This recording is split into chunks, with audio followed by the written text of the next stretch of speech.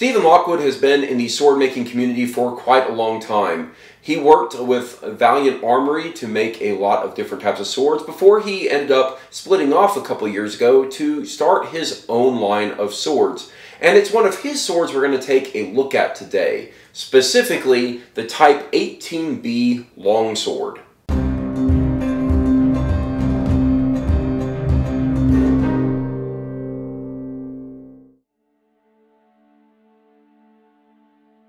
By the 15th century, armor technology had reached its peak, covering knights from head to toe in full plate armor.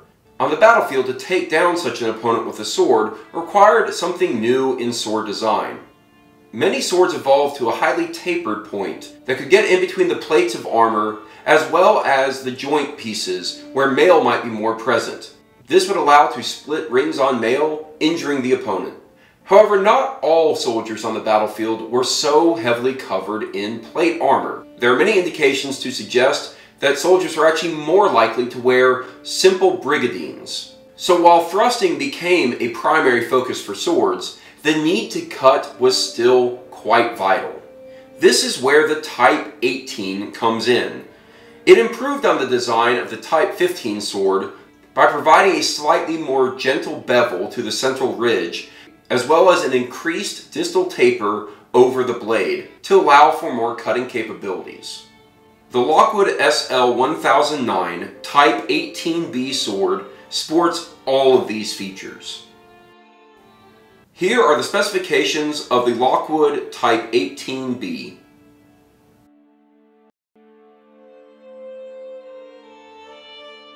I've said it once and I'll say it again, I'm a huge fan of simple aesthetics in swords, and this one truly bears that out. And I say that even though this sword has a couple of features that I am actually not a big fan of in this sword type. I'll get to those in a moment though. First, I want to speak to the blade because, well, honestly, in my time working with and having collected quite a lot of different swords, blades always seem to be where the aesthetics begin to fall apart. A lot of that has to do with manufacturing, and you get a lot of really weird things like uneven grind lines or very, very wavy kind of light refraction off the blade. This is one of those things that something like an Albion always seems to solve to me because they have a very, very precise grind and a very, very precise polishing method, and you don't always see that in a lot of other swords. This is one of those rare cases where I get to see that. This is a beautifully implemented blade. And being a Type 18b, really anything in the Type 18 category, even a Type 15 sword with this very, very swift taper to a very acute point, as well as a kind of very prominent central ridge, I always feel like it's such a classic design that is so easily messed up. And, well, it's not. Everything looks beautiful, the blade looks beautiful. Moving on to the hilt, one of my least favorite features in a sword crossguard design is implemented in this blade. However, it's implemented in a way that I'm actually quite fond of. So one of the things that I really don't like is this little uptick near the kind of tip of the sword. And this exists in plenty of historical models, but I always kind of feel like it looks like almost like a little bit of a fantasy sword. Maybe this is a little bit of preconception coming from a lot of more recent fantasy movies. However, I feel like the implementation on this sword is really nice. It's a very, very slender crossguard. Not a lot of weight or mass in it. And honestly, while I might have a few reservations about its protection of my hand, in all honesty, I think it looks very nice. This slight uptick is not so gaudy or garish that I think that it looks perfectly fine, and I'm actually very fond of it. I will also note that there's a little central ridge on this crossguard, and it is very well lined up with the central ridge of the blade itself. I call that out because I have seen that not be the case in plenty of swords in the past. And so when I see it done right, it's actually pretty impressive. The grip of this sword is exactly what you'd expect in a high-end sword. It looks beautiful, it's well implemented. Honestly, I wouldn't be able to tell you the difference between this grip and maybe one on like an Albion. It is a very, very well implemented grip. Finally, this pommel is a pretty standard wheel pommel, and while generally speaking I'm not actually the biggest fan of wheel pommels, I think they did a good job with this. Both the wheel pommel and the crossguard, they are both done with a mild steel, and they've kind of had this blued finish to it. And I think that it works really well with this green grip. It looks, well, really well put together, really beautiful, and just as much of a work of art as it is a weapon, which is exactly what you're going to want if you're spending this kind of money on a sword. And with all that said, the fit and finish on this thing is exactly where it needs to be to demand that price point. Certainly Stephen Lockwood is known, again, for having done work with Valiant Armory before, and Valiant Armory is kind of that weird mid-range tier sword. Well, Lockwood's Swords, his specific brand, has taken that up one notch. In my opinion, I think he's done just a little bit more to make sure the implementations on his swords, both the blade and the overall construction, are exactly what they need to be to look really nice. But of course, just as important to the aesthetics, the construction, it really matters as well for the functionality. And there's also going to be a lot of notes that we need to cover in terms of this blade design. So let's dive right into that. When it comes to speaking to functionality on swords, really I always tend to talk about kind of two distinct things: its purpose as well as its construction and durability. I'm going to speak to its construction and durability first because honestly I think that's where the most value from Lockwood, being a sword manufacturer, really kind of shines. And then the other part has more to do with the design, which honestly, as long as a manufacturer is true to a sword design, they kind of have less say in that. So speaking first and foremost to that, that durability and that kind of nice construction from a functionality standpoint, I gotta say, this is fantastic. Lockwood is really honestly nearing that kind of Albion level of construction. While probably my biggest concern is actually a pretty distinct gap in between the crossguard and the blade, that's really about the only complaint I could even possibly have for this sword.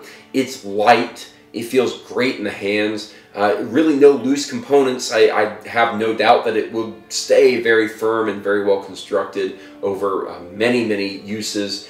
And honestly, it's just so well done. And I would think you would expect that given the price point. However, I was a little bit, a little bit of trepidation there because I know that Stephen Lockwood comes from Valiant Armory, and while Valiant Armory is a very good sword manufacturer, I can't give them quite that high of a praise. But Lockwood Swords, I absolutely can. I think it warrants the price point being asked. I think it's an incredibly well-made, durable, functional sword. And I really think that bared out in my time using it. Likewise, when we speak about the functionality of this sword design, it was honestly a little bit surprising to me. Now, this is my first time really getting to use a Type 18 longsword.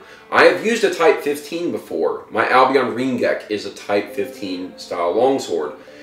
But in using it, I realized the distinct difference, especially in cutting.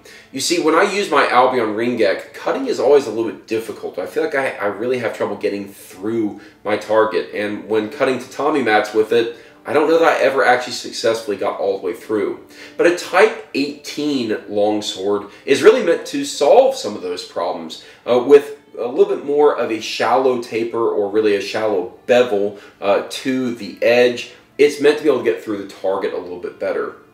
Now, I spent time with this sword, and obviously doing agility graphs. I took a look at, well, okay, how is this sword likely going to perform? How's it going to feel? And it all bared out really well. This is an extremely maneuverable sword. In fact, you can see that in the agility graph with just an incredible range of motion that this provides. A lot of that is thanks to the length of the handle of the grip, providing a lot of leverage, but it's also due a little bit to the lightness of the sword. Honestly, it's a very light sword for its sword design, considering all the mass that could be in the blade. But what really stood out to me more than anything is the cutting. The cutting on this sword was honestly a lot easier than I was expecting. And I'll say that even though the sharpness on this sword is not nearly as sharp as it could be coming in stock, it's perfectly sharp to get through a target. And in fact, I had very few problems with the sword itself in terms of cutting of tatamis. Any failure of the sword was not a failure of the sword, it was the failure of the sword user. But this works really well for cutting. And I honestly don't expect that of swords that have, a defined central ridge, because it usually means it's much harder to get through a target. Now, the trade-off that this really has, because of course it's designed to have that thrusting, the trade-off this has is that it pulls that kind of central area of percussion back into the blade a bit more. It's less towards the tip and more almost towards the center of the sword. What this resulted in, honestly, for me was quite a lot of miscuts, unfortunately. A lot of shallower or kind of poorly done cuts that didn't get through the target like I really would have wanted. And I had to constantly remind myself to actually be closer to my target. Again, it's a trade-off. This sword design is a trade-off, but the sword itself performed beautifully in that. And honestly, I couldn't give it higher praise from a functionality standpoint. This is exactly what I would want in a longsword. This sword represents nearly the most kind of typical prototype or kind of perfect example of what a longsword should be. And having that nice balance between a cut and a thrust is something that really honestly impresses me. I kind of wish I could keep this sword. Too bad I can't. Before I get to the conclusion of this review, I wanted to just say a huge thank you to the YouTube subscriber who provided it to me for review.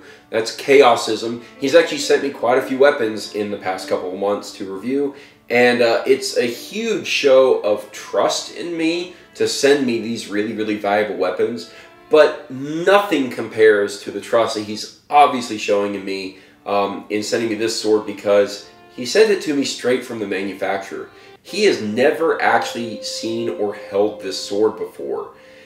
That's crazy. It's really crazy. I mean, I've held on to this thing for a couple of months just trying to get through all the other reviews, and I honestly feel a little bit bad, but I'm going to be sending it back to him soon. He's finally going to have it. I've taken really good care of it. I've kept it nice and oiled, and even through all the stuff I've done for this review, I'm hoping to send it to him exactly like it got sent to me from the manufacturer.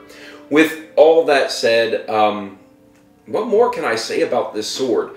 Usually I try to really heavily weigh the pros and cons of sword designs as well as implementation, and really I have very little bad to say about this sword, both in its design as well as its implementation. Lockwood has done a fantastic job. That company, that individual in Stephen Lockwood, has very quickly earned a very, very strong and positive reputation, and I can see why. His swords are so well made that he honestly deserves it. And the Type XVIIIb style longsword is a design that has a very hard-earned reputation in and of itself, being that good balance between cut and thrust. And again, this implementation bears that out. It really is that nice balance. And in my opinion, this is what you look for in a really good longsword. Now, the price point may seem a little bit high when it comes to Lockwood's price points, but you put that in perspective of what you're getting, and it's honestly not that bad a deal, because you're getting an extremely well-made sword, easily up there with like the Arms and Armor and Albion level of implementation. Certainly just beautiful designs. And on top of that, you're getting a very, very nice scabbard as well. Nice wood core, very well implemented scabbard and belt. All comes as part of this package. And so, honestly, when you begin to look at all that, the price point looks really appealing. And I can't say enough good things about this sword. I really wish I could keep it. I'm not going to, but I really wish I could, because it really is a fantastic specimen. It is beautiful, beautiful in its aesthetics, beautiful in its functionality, really well made, and I am an instant fan of Lockwood Swords. So here it is. This is the Lockwood Type XVIIIb Longsword.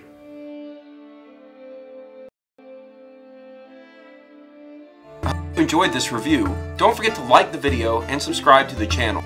You can also check out Medieval Review on Patreon.